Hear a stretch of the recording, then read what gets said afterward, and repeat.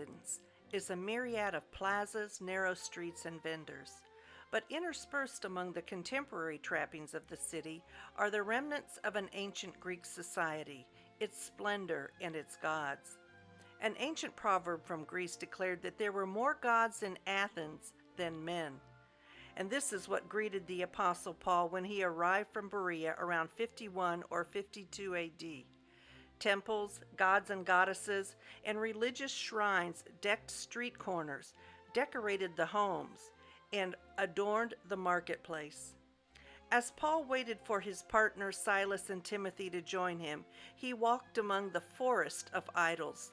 Disturbed by what he saw, Paul reasoned in the synagogues in the marketplace. Acts 17 tells us that a group of Epicurean and Stoic philosophers began to debate with him. Then they took him and brought him to a meeting of the Areopagus, the Supreme Court of Athens, where they said to him, "May we know what this new teaching is that you are presenting? You are bringing some strange new ideas to our ears, and we would like to know what they mean." There on Mars Hill, in the shadow of the pagan Acropolis, Paul preached his sermon to an unknown God. He stood up in the meeting of the Areopagus and said, "People of Athens, I see that in every way you are very religious. For as I walked around and looked carefully at your objects of worship, I even found an altar with this inscription, 'To an unknown God.' So you are ignorant of the very thing you worship, and this is what I am going to proclaim to you." After his sermon on Mars Hill, some sneered. Others wanted to hear more. One of the officials named Dionysius, a woman named Damaris, and a number of others believed the Apostle Paul. The Bible tells us that shortly after this, Paul left Athens for Corinth.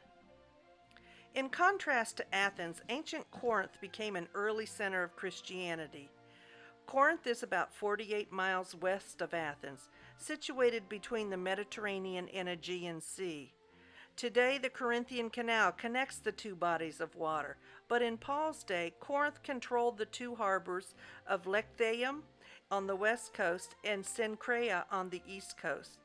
Ships uploaded their cargo in one port, traveled across the isthmus, and reloaded in the other. This gave Corinth a distinct role in the shipping of goods and transportation. Corinth experienced its golden age 5 centuries before Paul's visit. A famous temple to Aphrodite stood on the summit of Acrocorinth, which is the mountain that you see in the background. It had fallen into ruins by Paul's time, but successors to its 1,000 cult prostitutes continued to ply their profession in the city below. Many of them were housed in the lofts above the 33 wine shops that have been uncovered in the modern excavations. Corinth was a city catering to sailors and traveling salesmen. Even in the classical age, it had earned an unsavory reputation for its libertine atmosphere. To call someone a Corinthian lass was an insult to her morals. The name Corinth was synonymous with debauchery, immorality, and filth. The very Greek word Korinthia zestai meant to live like a Corinthian in drunken and immoral debauchery. But despite its reputation, Corinth enjoyed a resurgence of importance in the 1st century AD.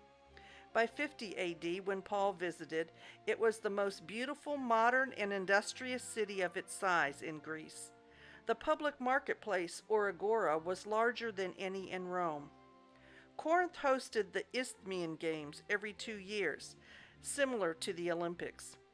Paul's references to this in 1 Corinthians 9 when he mentions the corruptible crown and the games that they compete for. Corinth of Paul's day was a highly competitive city. It was a place to make a name for yourself, reflected by the spirited nature of the people. It was here in the shadow of gods like Neptune, Venus, and Apollo that Paul lived and worked with fellow tent makers Aquila and Priscilla. He reasoned in the synagogue on the Sabbath, trying to persuade both Jews and Greeks of Christianity.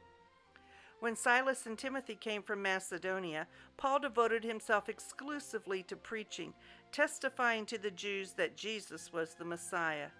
But when they opposed Paul and became abusive, he shook out his clothes in protest and said to them, "Your blood be on your own heads. I am innocent of it. From now on, I will go to the Gentiles."